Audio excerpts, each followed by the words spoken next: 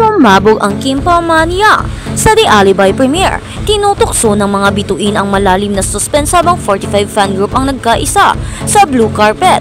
Kung bago ka lang sa channel na ito, huwag kalimutang mag-like, share, comment, and subscribe. Kamakailan ay nasaksihan ng mundo ng Filipino entertainment ang nakamamanghang convergence ng star power, anticipation, at fan devotion sa exclusive advance screening at blue carpet premiere ng romantic thriller series The Alibi.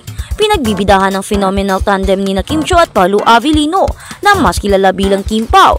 Ang kaganapan ay hindi gaanong simpleng panonood at higit na koronasyon na binibigyang diin ang pagsabog ng marketability ng mag-asawa at ang matinding kasabikan na nakapalibot sa kanilang pinakabagong joint venture. Ang kapaligiran ay sinisingil ng sigasig, hindi lamang mula sa publiko ngunit mula sa cast at produksyon, team na tunay na pinagmamalaki ang huling produkto. Ang kaganapan na masusing na idokumento sa mga ulat ng video ay nag-aalok ng isang natatanging sulyap sa kalidad ng serye. Pangako ng mga bituin at ang lakas ng kanilang nakatuong fanbase. Isang world-class thriller. Nangako ang Alibi ng one hell of a ride. Sa simula pa lang ang tono ng premiere ay itinakda ng mga nakakatuwang endorsement mula sa mga host ng kaganapan at mismong mga bituin, na lahat ay sumang-ayon na ang The Alibi ay lumampas sa tipikal na format ng teleserye. Nakaposisyon ito bilang isang tunay na world-class na piraso na pagkukwento ng Filipino na pinagsasama ang pagmamahalan sa matinding pananabik. Ang host sa kanilang pambungad na pananalita ay nakuha ang mood ng nararamdamang pagkabalisa at pananabik. Truly inspiring words from Kim and Pao, and of course what an exciting journey this has been for everyone behind the house. World-class Filipino storytelling suspense romance, this series that's about to keep us guessing. Ayan, sabay-sabay natin siyang mapapanood kahit ako. Kinakabahan na po talaga ako kaya mag-isa set belt po ako mamaya because we're taking right. Oh my gosh, palakpakan po natin Paolo Avellino and Kim Chiu. Ang panawagang ito na i-fasten ng inyong set belt ay nagsasalita ng mga volume na nagmumungkahi ng isang plot na puno ng hindi inaasahang twist. Aktor na idinesenyo upang panatilihing hulaan ang audience hanggang sa pinakadulo. Ang sama-samang kasabikan mula sa production team kahit pagkatapos ng buwan o mga buwan ng pagtatrabaho sa proyekto ay isang malakas na testamento sa kalidad at lalim ng material. Si Paolo Avellino mismo ay masigasig na binigyang diin ang pagiging komplikado ng salaysay na nagpapahiwatig na ang premise ng palabas tulad ng kasalukuyang nakikita ng publiko ay nasa ibabaw lamang. Minsan po may mga blessings po sa buhay. It goes with Daper. And sobrang excited kaming lahat na mapanood nyo yung totality ng show. Kami nga rin sa set. When we read the script, we're like inaabangan na namin yung susunod na mangyayari.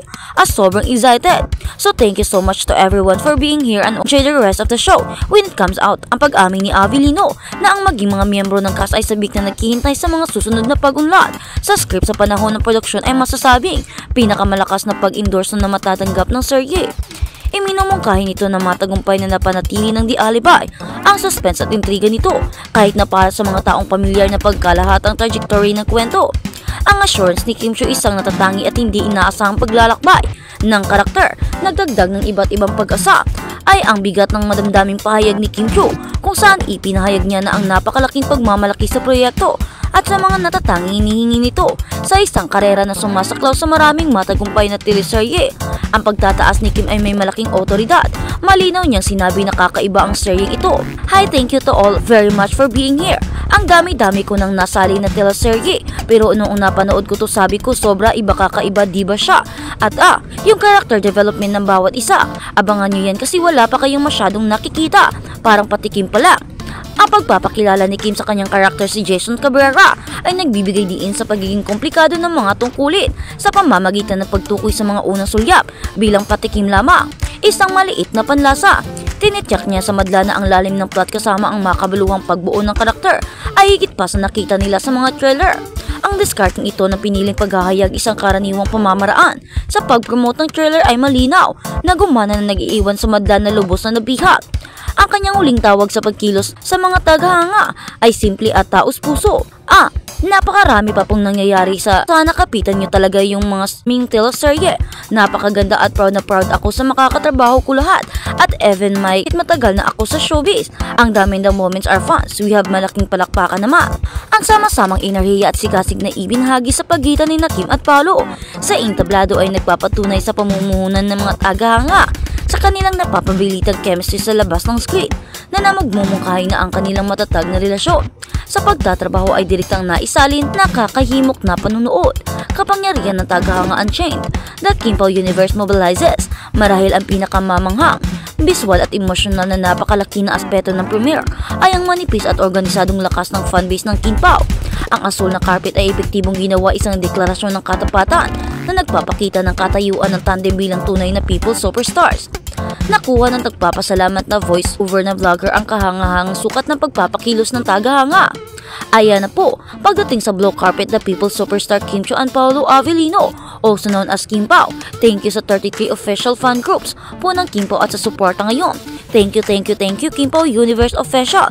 Thank you Team Power International ko Paul Paolo Global overall 45 officials fans po ng People Superstars. Ang katotohanan na ang 45 official na grupo ng tagahanga, isang makabuluhang bilang na nagsasalita sa isang sopistikado at pinag-isang pandaigdig network na pinakilos para sa eksklusibong premiere ay nagpapakita ng dalawang pangunahing katotohanan, lakas ng organisasyon. Ang antas ng coordinated na suporta na ito ay nagpapakita na ang Kim Pao phenomenon ay hindi aksidente o panandalian. Ito ay sinusuportahan ng organisado, nakatuon at lubos na aktibong fanbase. Walang kapantay na impluwensya para sa mga producer at pamamahala. Ito ang pinaka-paniniwalang o panipaniwalang sukatan. Ang pagpapayag ng mga tagahanga na magpakita ng marahil ay ginagarantiyahan ang papakalaking manunood sa cloud ng media at pakikipag-ugnayan sa social media. Sa gayon, binibigyang katuwiran ang bawat pangunahing pangako ng proyekto na ginawa sa Pares. Ang mga huling salita ng host habang binabalot ang asul na carpet ay binibigyang diin ang utang na loob ng buong produksyon na napakalaking kolektibong ito. Wow, congratulations once again! Palakpakan naman po natin ang buong cast ng The Alibi and production. Of course, the fans who made this possible. Marami pong salamat. Sa huling sandali ng pagmumuni, ang pagpapakilala ng host sa mga tagahanga bilang ang tunay na puwersa naging posible sa premiere, ang nagpatibay sa symbiotic na relasyon sa pagitan ng Kim Pao at ang kanilang universo. Ang hindi maikakailang pagpapakita ng puwersa na ito ay nagsisilbing isang malakas na paalala sa buong industriya na sina Kim at Paolo ay kasalukuyang tumatakbo sa isang antas na pangingibabaw sa merkado na kakaunti lang ang maaaring humuni sabang tagumpay kasama ang kanilang mga tapat na taga-suporta at ang The Alibi ay nakatakdang maging susunod na pangunahing kabanata sa kanilang hindi mapipigilan na saga sa komersya. Kaya naman, panigurado talagang marami ang humanga sa kanila. Tingnan mo nga naman diba, 45 na grupo ng fanbase at paniguradong marami pang ibang hindi nabanggit. Kaya naman, talagang napakatagumpay nito. At sa kabilang banda, Paolo Avellino dumipensa sa pagiging escort ni Kim Chiu. Marami ngayon ang haka-haka at nagsasabi sina Kim Chiu at Paolo Avellino daw ay parang hindi daw maganda ang naging papel ni Kim Chiu. Pero dinipensahan ito ni Paolo Avellino at sinabing hindi porket escort girl ay escort girl na si Kim. Sa pelikula lang ito, bilang karakter lang ito at hindi sa totoong buhay. At wala namang nagiging mababaw o hindi naman nakakababaw sa isang tao ang pagiging escort girl. Lalo pat naghihirap din sila at ginagawa nila ang kanilang